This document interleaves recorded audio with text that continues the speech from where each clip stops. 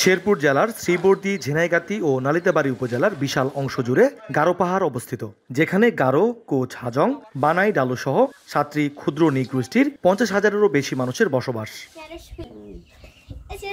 এই মানুষগুলো রয়েছে নিজস্ব ভাষা, তাদের পরিবারের সুখ দুঃখের গল্পটা চলে নিজ মাতৃভাষাতেই। কিন্তু ভবিষ্যতে স্বপ্ন বুনতে হাঁটতে হয় বাংলা ভাষার হাল ধরে। তাই দিন দিন নিজ মাতৃভাষা হারিয়ে যাওয়ায় আক্ষেপে তারা।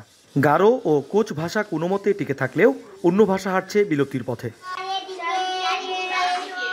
প্রাথমিক শিক্ষা ব্যবস্থায় নিজস্ব বর্ণপরিচয়, চর্চা ও লেখাপড়ার সুযোগ না থাকায় এমন অবস্থা বলে মনে করেন ক্ষুদ্র নৃগোষ্ঠীরা।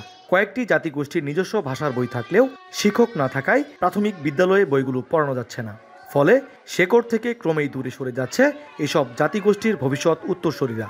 আমরা বর্তমানে বাংলা ভাষাতেই বেশি অভ্যস্ত। আমাদের যে নিজস্ব একটি মাতৃভাষা ছিল তা আমাদের এখন তা জানা নেই। আমাদের মাতৃভাষার জন্য একটা পাঠ্যপুস্তক বই দরকার, কারণ আমরা পাঠ্যপুস্তক বইটা হলে আমাদের জন্য সহজ হয়, আমাদের মাতৃভাষাটা আবার আমরা নতুন করে শিখতে পারি। জামা কাপড়ের আমরা হলো পেরন বলি, ডাবকা বলি, তারপরে তরকারি, ভাত খাওয়া তরকারি বেগুন বলি, ঠিক আছে।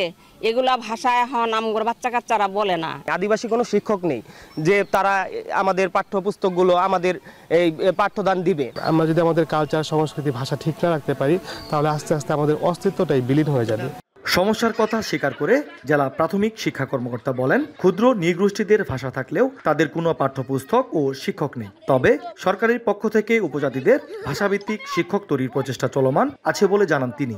শিশু জরিপটাও আমাদের একটা আছে, তবে আরেকটু হালফিল জরিপ আমরা করে নিব, করে তারপরে মোট কত শিশু আছে আমাদের এই তাদের নিজস্ব ভাষায় পড়াশোনা করতে চায়, সেইভাবে আমরা যারা প্রশিক্ষণের বাকি আছে শিক্ষক, তাদের প্রশিক্ষণের ব্যবস্থা করলেই তাদের এই ভাষা আমাদের টিকে থাকবে এবং এই নিজস্ব ভাষা তারা পড়তে পারবে।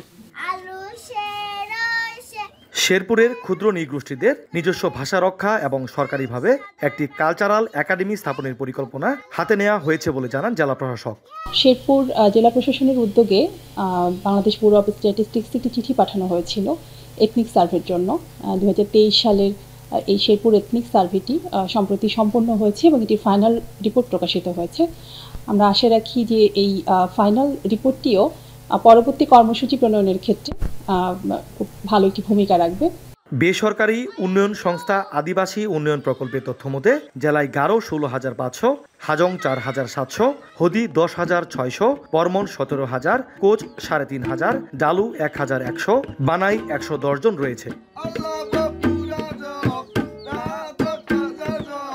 জাহিদুল খান সৌরভ, এখন শেরপুর।